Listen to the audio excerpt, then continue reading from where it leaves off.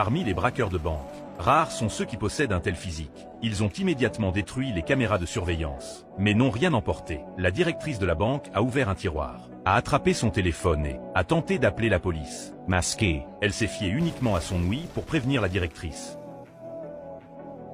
La police est arrivée en retard, mais ils étaient perplexes, car la banque ne contenait que 30 000 en liquide.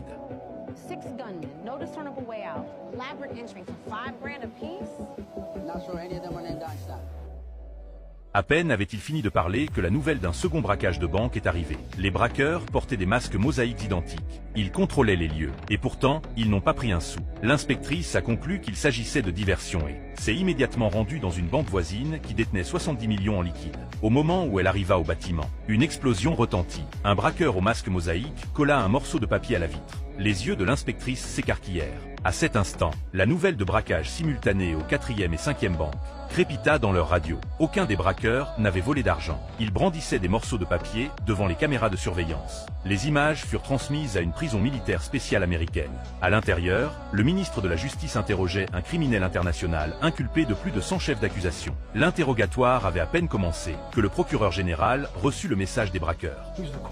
La femme incita le procureur général à vérifier la poche de son costume. Il ne savait pas quand quelqu'un avait glissé un mot dans sa poche.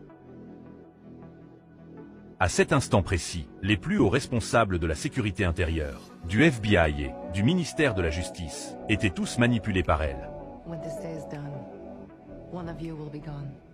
Pourtant, elle restait inflexible. Le procureur général se retourna et démasqua la taupe qui avait secrètement déposé le message. Lancer un avertissement sévère à la femme.